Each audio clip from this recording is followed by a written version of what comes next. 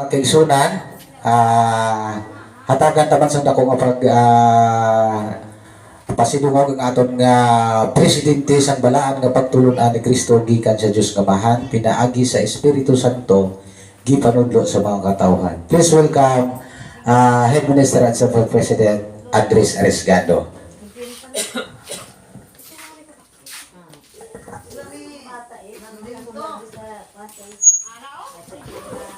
Hindi ka mo ito magpalapit, ha? Ay.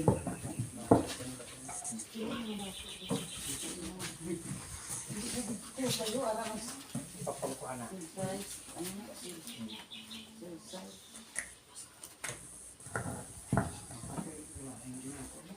Praise God.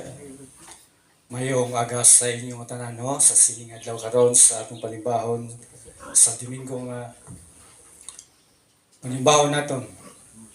Pero bago sina, pasalamat ko karon sa sining nga simbahan nga sa diin kami karon na tipon sining uban sa aton mga igsuon na makapamahayag kami bangod sa balaan na kasulatan aron makita kag mabatyagan naton kung bala kita mangin malapit sa mahal na Ginoo. Praise God. No? Bago sina, Lord, hari kami karon sa sining adlaw. Napasalamat kami sa imong dakong blessing na kung sa bagay dili kagid magpabaya sa amon. Hatagi kami sing kaalam sa espiritu aron ang among pagtudlo sa among mga kauturan madanlagan sila kag matagaan sila sa banwag kag kasanag sa ilang mga pangunawa aron masabtan nila ang kasulatan naging pamulong ni Ginoong Isukristo sining nga mga adlaw. Pagis sa ngalan Kristo. Amen kagene. Kani mga brother and sister, mga igsoon, the fix na ako ari karon sa inyo atubang. Pinalans mamati kita sa mga pulong sa kasulatan naging banwag ini ni Kristo aron aton madanagan ang atong kaugalingon kung bala kita malayo o kung malapit sa mahal na Ginoo. Kaya ngaman, siguro tanan diri sa aton mga brother and sister, mga igsoon naton sa pagtuon na ini kang Kristo. Sinuluyag sa aton ang nga magkadto sa heaven. Ansa? Praise God. Amo na ang aton gina-expectar karon sa atong kabuhi. Kung paano naton mahimo nga ang Kristo, nga si Kristo, na makabig naton sa aton kasing-kasing, sa aton tagipuso. Kay dira makita sang mahal na Ginoo nga kita mga brother and sister. Mabatyagan sang Ginoo nga kita mangin malapit sa iyo. Kaya nga man, madamo nga mga kauturan naton nga nagabantala sing mayong balita sa mga dalanon, sa mga simbahan, sa tanan. Mga brother and sister, pipila lang nga mga brother naton kag mga sister o mga igsoon naton ang nagapamati sa pulong sa Ginoo. Kay matod ba diri sa kasulatan, gamay lang ang maluwas. Hindi tanan ang maluwas.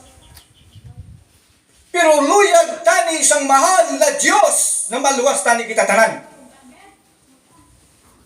Kung sa bagay, ang balaod kag kasuguan sang mahal na Ginoo kung para sa dili magaangkon sang kaluwasan, mabugat ang pagsulod sa kaluwasan. Apang ang mga kauturan naton luyag sa ginatawag nga hibig, paradise, mas malapit siya sa kaluuban ng Diyos aron siya makaangkon sa gitawag kaluwasan, mga kauturan. Busa. Sa tanan naton karon nga kita ang atong gobyerno may gitatakan reliyon. Pero hindi mabasa sa Biblia ang reliyon. Kaya sa panahon ni Kristo, wala siya reliyon, kundi usa ka grupo. Putungod sa balaod sang gobyerno, may reliyon na. Kaya nga man, ang tanan natong na mga requirement, tanan na mga papel nga aton gina-apply sa gobyerno, ano ang imong reliyon? Sa gobyerno lang ina. Isa lang ang ginalantaw sang Ginoo, ang iyang bugtong anak diri sa duta nga nanaog aron sa pagtudlo kag sa pagbantala sing maayong balita sa mga katawhan. Jesus na manluluwas, hindi reliyon. Kay sa pagkamaton mga igsoon, ang kasulatan mismo nagsiling, walay sing tao makaluwas sa reliyon, kundi pangalan ni Jesucristo lamang. Kaya amo ini ang ginhatag sang Amay sa kay Ginoong Jesucristo nga bugtong yang anak, nga makaangkon siya sing kabuhi, makaangkon siya sing kaluwasan, pinaagi sa ngalan ni Jesucristo, hindi kay ang reliyon. Kaya basaw natin din sa Biblia, halin sa Genesis, pagkanto sa pinadayaghi natin mabasa ang reliyon. Kung kasagaran, anong imo reliyon? Anong imo reliyon? Gobyerno sina ang nagutang pangalan. Pero mas nabi mangutana ka, mga kauturan, brother and sister, ano ang imong pagtulunan? The Jesus, the Lord, mo akong pagtulunan. Dili reliyon. Kay tungod sa record sa gobyerno, wala ta mahimo ng bawat sikta may mga reliyon, may mga sikta, may mga simbahan, tanan na lang kay balaod na sa gobyerno apang ang Ginoo sa Biblia mismo. Hindi ini mo da mabasa. Mga igsoon, kag ang reliyon hindi makaluwas sa tao. Kaya nga man, kasagaran sa atong karon nga may hara na kitag grupo, may ta simbahan, reliyon man. Tanan nga mga tao nagapamati sang pulong sa Dios sa Biblia. Nagasulod kag namati sa pastor. Nagapaliwanag bahin sa kaluwasan. Apa maigsoon? Isa lang ang makaluwas sa aton. Mao lamang ang pangalan ni Ginoong Jesucristo. Kay daghan mga reliyon o ang mga tao nga nagatawag Ginoo maluwas. Mabasa ini sa kasulatan Mateo 7:21. Basahon na.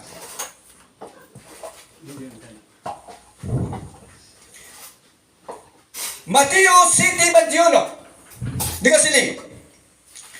Hindi ang tanan nga makatawag sa akong Ginoo nga makasulod sa ginarihan sa langit, kundi ang kabubuton sang ako namay nga yara sa langit.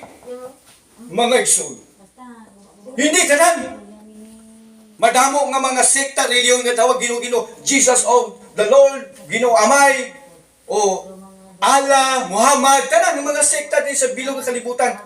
Pero ang siling sang Diyos nga may suno sa kasulatan, hindi tanan ang maluwas. Nagatawag ka Ginoo, kundi siya lamang ang may pagbuot, dili tao. Suno na sa kasulatan. Mga igsoon, suno sa kasulatan. Kaya man, hindi ang tanan nga tawag Ginoo maluwas, kundi lamang kadtong kabubuton sang amahay nga sa langit. Siya lamang ang makaingon sa mga tao nga maluwas siya pagi sa ngalan ni Jesucristo. Kaya man, mga igsoon,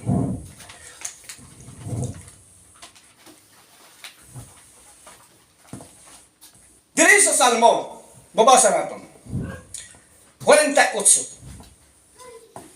Yan sining, in the night to do my will, of God your love in my heart. Gusiling, ang imong mga sugo ug ang imong balaod aniha sa akong kasing-kasing. Balaod sang Ginoo ari sa imong kasing-kasing. Hindi lang kay natapik lang sa blackboard, natapik lang sa unsang pangalan, kundi ari sa imong kasing-kasing. Kay gaman sa Salmo 48, in the light to my will, in God, you're on the law in my heart. Importante ini sa usa ka tao nga ang balaod sang Dios isunod naton sa atong kasing-kasing. Kaya man, hindi lamang sa sugo, hindi lamang sa balaod, hindi lamang sa kasing-kasing. Sa Salmo, mabasa ini mga isa. In the light of my heart, in the law, ang balaod sa Diyos dapat ana sa imong tagipuso. Praise God! Hallelujah! Ano nagsuot? Brother and sister, sa inyo mga isuong magatuman sa akong mga sugo. Kaya mabasa kini sa 1:14-15. Ano klaseng sugo? Kaya mabasa ini sa 1:14-15. Basaw na doon. Ano klase nga sugo? Basaw na doon. Sa 1:14-15. Kung kinhigugma ninyo ako, tumanon ninyo ang akong mga sugo. Anong klaseng sugo nga ginhatag sang Ginoo sa ato? Panahon bala ni Moises, matinggaman men. Magsuon ang kasuguan sa ngamay. Ikaw mismo nakasayod. Kay ang kasulatan wala nagabuting, nagasugid sing kamatauran kung anong klase nga ginhatag sang Ginoo para sa mga tao nga nagatuman kag nagasunod sa iya. Amen? Amen. Praise God. Mga mahal kong mga kaigsuunan.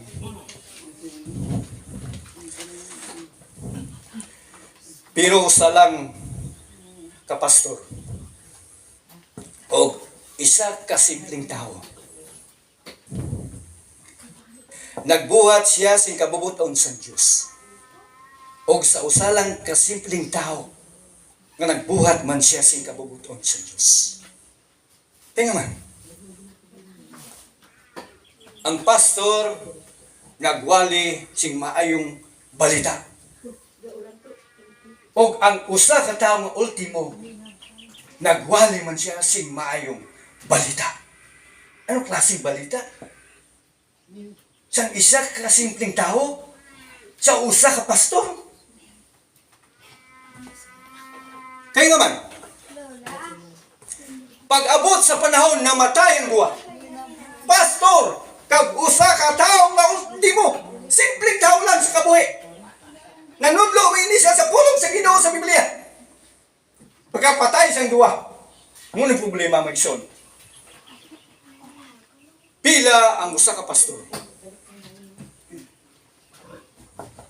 Siling siyang Ginoo. Karon ari ka na sa akong atubang. Sang buhi ka pa unsa ang imong gibuhat sa kita. Ingon ang pastor. Natural mahal ang Ginoo ang pagbantala sing maayong balita. Ang pagbautismo sa mga tao aron silang maluwas. Ang pagluntad sang kasuguan nga gikan sa iyo. Nga gitudlo ko ni sa mga tao. Nagtago ang Ginoo. Good. Siling sa Ginoo, diya ka lang anay captain sa pertahan sang hinarian. Nagsunod ang usa ka tao nga simple lang. Nangutana ang Ginoo sa iya. Sang ikaw buhi pa unsa ang imo gihimok sa luta. Nagmahal, nagsiling ang tao nga simple lang. Simple Ginoo. Nanudlo ko si may balita sa mga tao sa akong pamilya.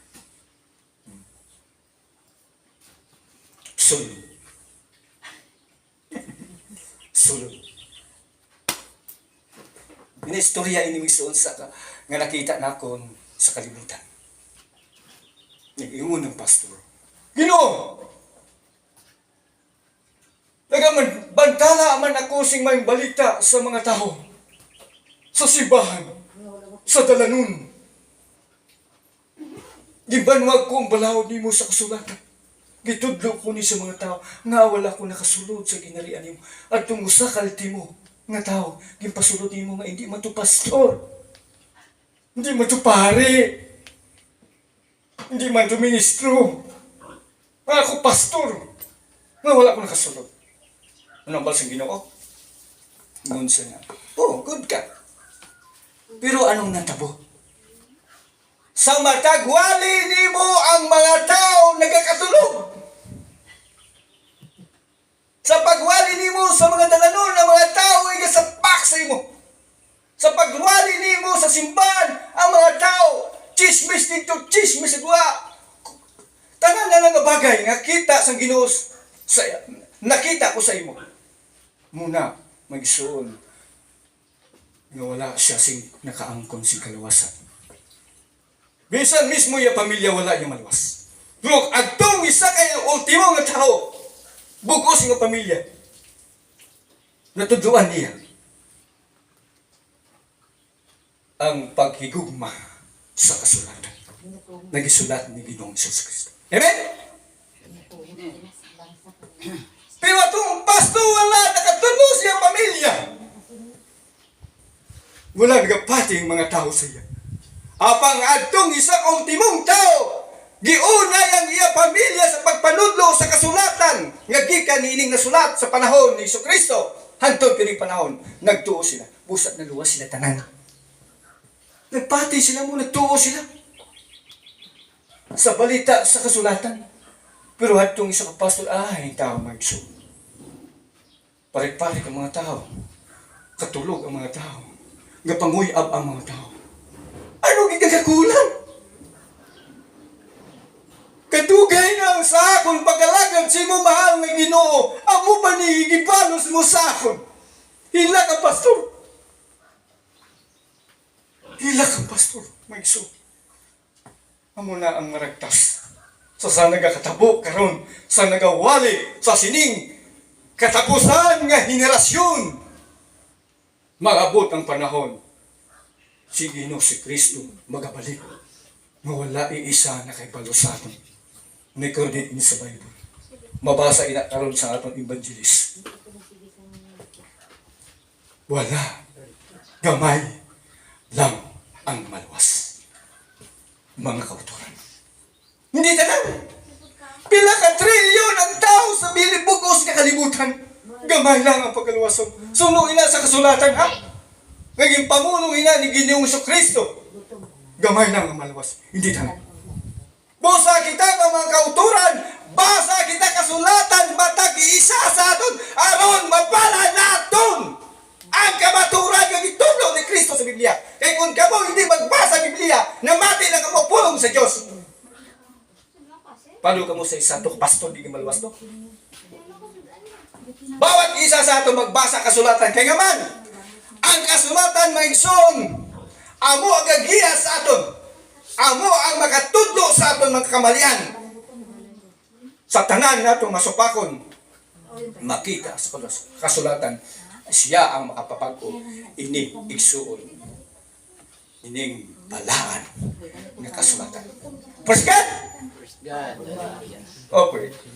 Oh God, in Jesus' name.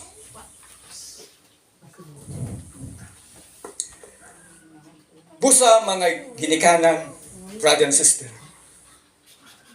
Ato advisor, ato isa ka utod, brother nga, ari makarong katambong, respect na siya makakita kag makadungog sa mga pulong sa Ginoo siya nga lugar. In the family of the Gutaya. Pasalamatan ako na sa Ginoo nga sila makadugog bisan papano ang pulong sa Ginoo na ani sa kasulatan.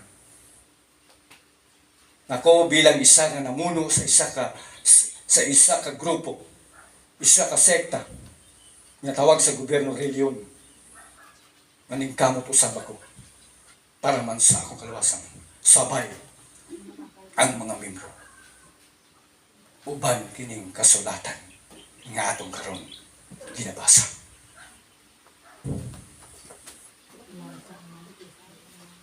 Amen? Amen. Salamat!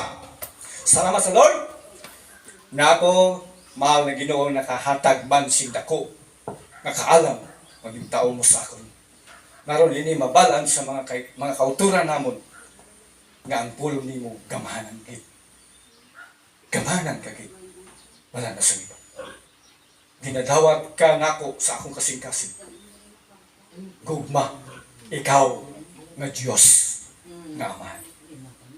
Busa, hindi na ako maglawig sa ako message para sa pulong sa Ginoo dili sa kasulatan tanan kita mga kauturan magapadayon lang kag maga-pray maga-ampo magabasas ko nga walay unta mintas buhay kita tagaan kita sa Diyos sing diploma certificate pagabot sa panahon kaya ang kamatayon naton mga igsoon sunod sa kasulatan amo ang atong kadaugan nga kamatayon nini. Musa di ta makaduk sa kamatayon. Kung pagbuot man sa Ginoo nga kita kuha na, handa na kita tanan.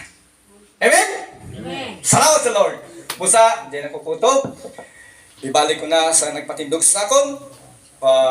Sa ngalan sa May, sa Anak kag sa Santo, madamong salamat kag maayong adlaw sa inyo tanan. Persigan.